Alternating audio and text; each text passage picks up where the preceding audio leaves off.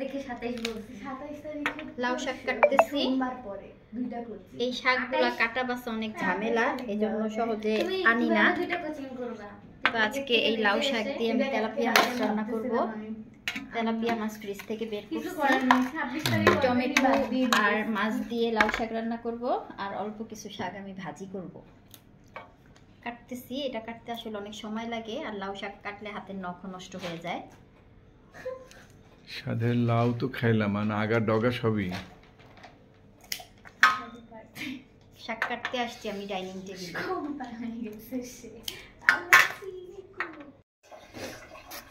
এখানে আছে 1 লিটার দুধ আর কিছু পোলার চাল ব্লেন্ডারে আধা ভাঙা করে নিছি এখন এটা দিয়ে দিতেছি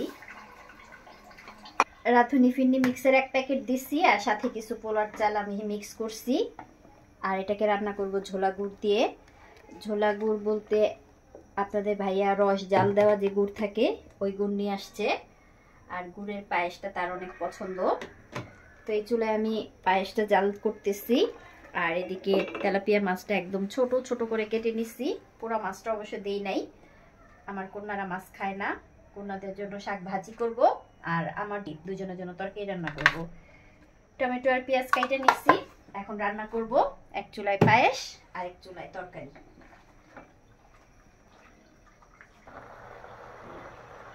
লাউ শাক বসাই দিলাম লাউ শাকের মধ্যে পেঁয়াজ কাঁচামরিচ আলু আর লবণ দিলাম এটাকে ঢেকে দিতেছি এটা একটু ভাপ দিব ভাপ দেওয়ার পরে এটাকে রসুন আর শুকনো মরিচ দিয়ে বাগার দিব আর এদিকে পায়েসটা হয়ে গেছে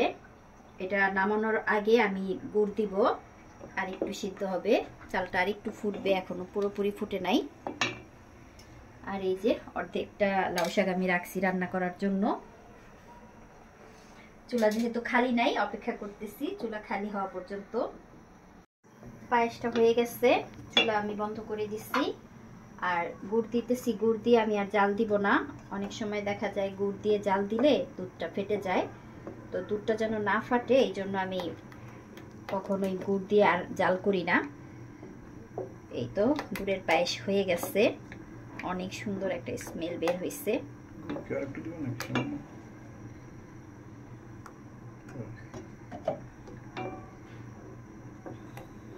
হয়ে গেছে আমার পায়েস দেখতে কিন্তু অনেক ইয়াম্মি হয়েছে টেস্টটাও কিন্তু অনেক ভালো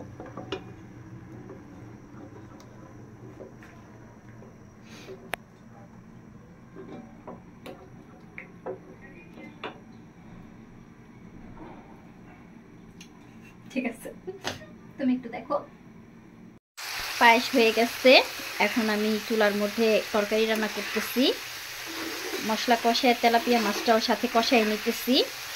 মাছটা আমি অনেক সময় লবণ মাখায় রাখছিলাম এটা ভাজবো না কষানোর পরে এটার মধ্যে আমি শাক দিব আর বেশি করে দিব টমেটো এই চুলায় আমার শাকটা ভাপ দেওয়া হয়ে গেছে এখন এটাকে রসুন আর শুকনো মরিচ দিয়ে বাগার দিব তো আমি চুলাটা বন্ধ করে দিলাম মাছটা কষানো হয়ে গেছে এখন আমি শাকগুলো দিয়ে দিতেছি এখানে শাকের পরিমাণ একেবারেই কম অল্প একটু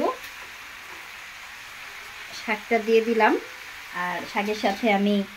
কাঁচামরিচ টমেটো দিয়ে দিলাম একসাথে সবগুলা কষানো হয়ে যাবে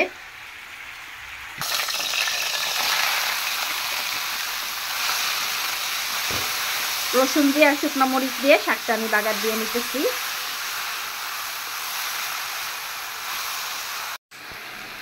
লাউ শাক ভাজি হয়ে গেছে এখন এটাকে একটা ডিশের মধ্যে তুলে নিব আর এদিকে আমার